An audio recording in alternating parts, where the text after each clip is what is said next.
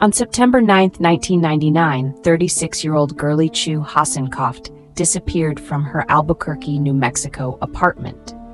What followed wasn't just a typical missing persons case. It spiraled into one of the strangest and most unsettling criminal investigations in American history.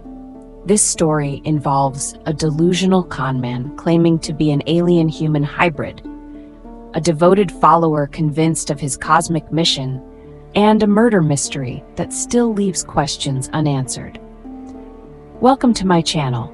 My name is Chrissy, and I typically discuss things that are strange, mysterious, and creepy. If that interests you, then please subscribe or follow me. If you enjoy this video, please hit the like button, leave me a comment, or share this video with a friend. That really helps out a small channel like mine. Okay, now let's dive into the bizarre and chilling case of Girly Chew Hossencofft. Girly Chew Hossencofft was born in Malaysia, an intelligent and kind woman with a hopeful outlook on life. In the early 1990s, she met Diazien Hossencofft, a man who seemed too good to be true. He was charming, well-dressed, and claimed to be a wealthy scientist with groundbreaking medical knowledge. He swept Girly off her feet, promising her a life of luxury and security in the United States. But once married, Girly discovered that Diazien was a liar and manipulator. He wasn't a doctor or a scientist, but a career conman with a knack for deception. He also had a dark side. Diazien was abusive and controlling, frequently threatening Girly and forbidding her from contacting friends or family. The breaking point came when Girly learned that Diazien had been lying about having cancer, a condition he had used to garner sympathy and scam money from others. She finally left him in 1999, filing for divorce and moving into her own apartment.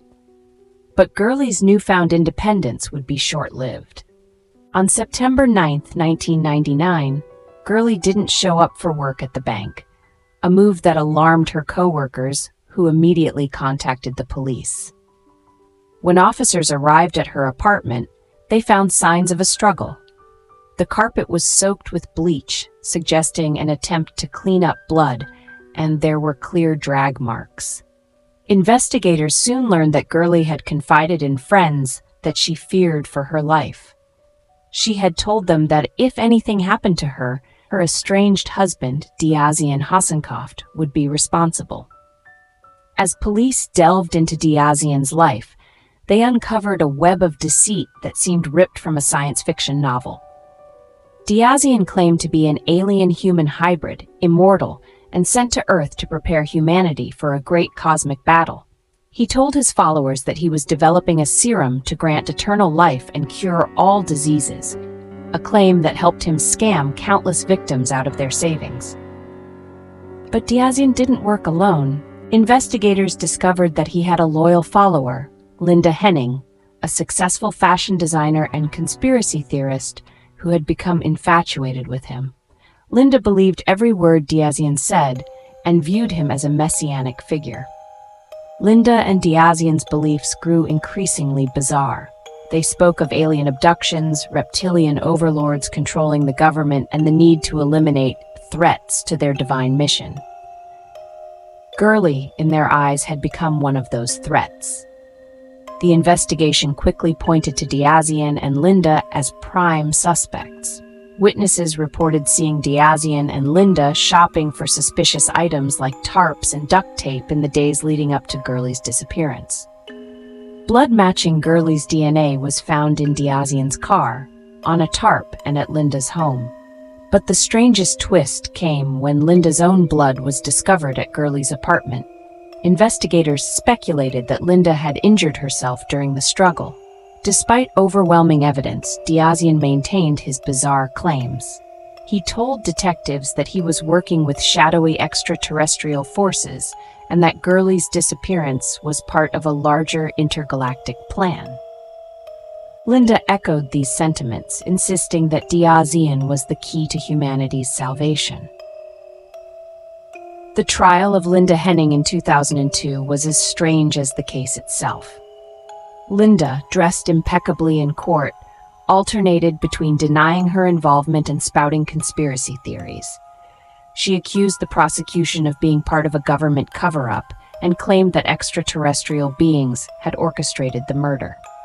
The jury wasn't convinced. Linda was convicted of felony murder, kidnapping, and evidence tampering. She became the first woman in New Mexico to face the death penalty in nearly 20 years, though her sentence was later reduced to life in prison. Diazien, meanwhile, struck a deal with prosecutors, pleading guilty to first-degree murder in exchange for avoiding the death penalty. He was sentenced to life in prison. Despite the convictions, one haunting question remains. What happened to Girly's body? Diazien claimed that Girly had been dismembered and fed to wild animals, but investigators were never able to verify this. Multiple searches in the New Mexico desert yielded no remains. The lack of closure continues to haunt Girly's family and friends. Her case remains one of the most chilling examples of how delusion and manipulation can lead to tragedy. The murder of Girly Chew Hossencofft is a story so bizarre it's almost hard to believe. It's a cautionary tale about the dangers of blind loyalty, unchecked ego, and the lengths some will go to in the name of their beliefs. As you think about this case, ask yourself, how did someone like Diazien Hossencofft manage to manipulate those around him so completely? And what does it say about the power of belief? Let us know your thoughts in the comments.